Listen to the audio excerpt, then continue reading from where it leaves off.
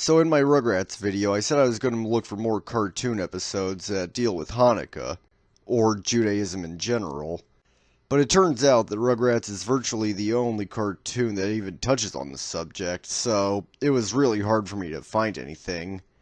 I mean, I could have reviewed 8 Crazy Nights, but nah.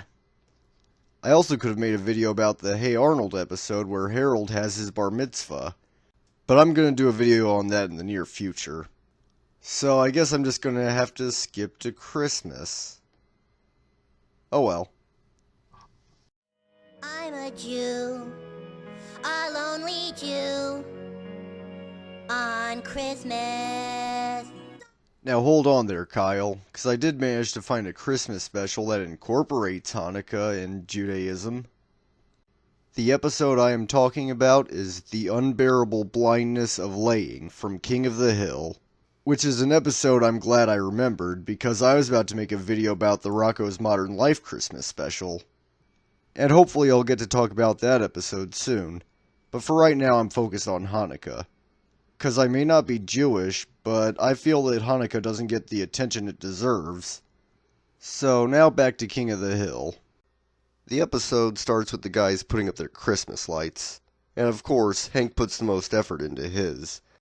In fact, he's so meticulous about it that he makes sure that they have a consistent pattern. I swear, Hank puts more pride into his house care than anyone I can think of, real or fictional. So after Mr. OCD is done with his patterns, he and Peggy go to the airport to pick up Hank's mom, Tilly, and her new boyfriend. Hank is very apprehensive about his mom dating anyone because of the way his dad used to treat his mom when they were married. And man, Cotton was pimpin'. Now let me address something real quick. I've made it very clear just how much I hate Peggy, but I actually think she's okay in this episode, which is a Christmas miracle in itself. So anyway, Tilly arrives with her boyfriend nowhere to be seen, and instead of she and Hank hugging, they shake hands. And Hank, ever having the rod up his ass, is uncomfortable at even doing that. It's like, gee man, just relax. It's your mother, for crying out loud. Tilly's boyfriend finally shows up. His name is Gary Kasner, and right off the bat he's a very friendly guy. Although a little too friendly for Hank's comfort. So at home, Hank sets up beds in separate rooms for them, which again shows that he's uncomfortable about his mom dating anyone, and Tilly actually calls him out on it. So later in the alley, Hank's telling the guys all about his situation, and when he mentions that Gary is Jewish, things get kind of awkward, and it becomes very clear that the guys have never really met anyone who is Jewish. Dale takes the cake when he says that there's nothing wrong with that in and of itself. I mean, what the hell, Dale? What's that supposed to mean? Dale also says that Jewish people don't eat pork because the pig is sacred to them. Again, showing that none of them know what the fuck they're talking about. So religious commentary aside, we see that the family is really accepting of Gary, except for Hank, of course. He goes as far out of his way to talk to Gary that he says his favorite thing in the world is some bullshit program where a televangelist pretends to heal people.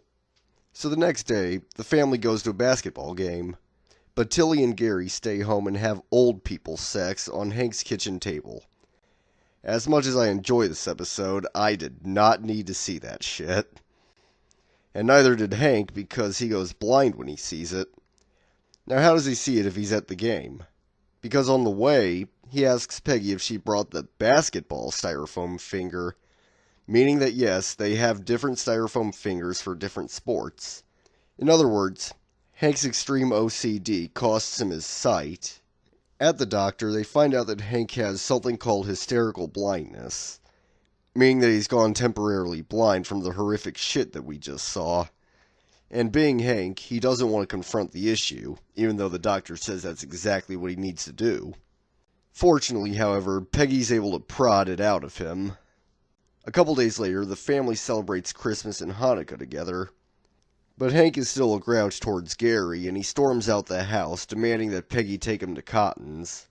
And Peggy, heeding the doctor's advice, tricks Hank by getting Gary to drive him. Obviously, this forces him to face his problem head on.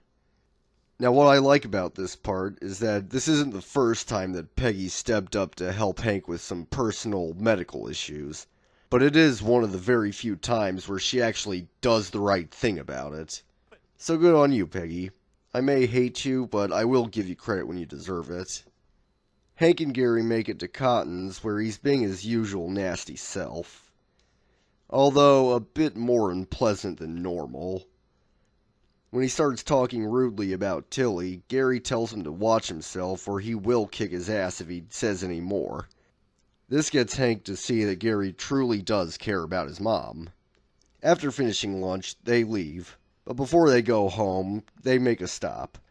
Gary reveals that he knows what Hank saw, and he's brought him to the televangelist to hopefully get his sight back. However, instead of being healed by the TV minister, Hank regains his sight when he finally accepts Gary. And all is good.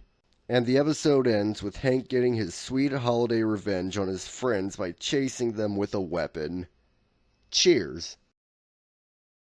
Although this episode doesn't have the overall holiday tone like other Christmas specials, I really like this one. And the inclusion of Hanukkah is just an added bonus, I feel. And that's the reason I wanted to talk about it. It's definitely not an episode that I would watch as a tradition every holiday season, but nonetheless, I would definitely recommend it. Watch it for yourself and see what you think. Anyway, thanks for watching. Be sure to like and subscribe, and I'll see you next time. Bye.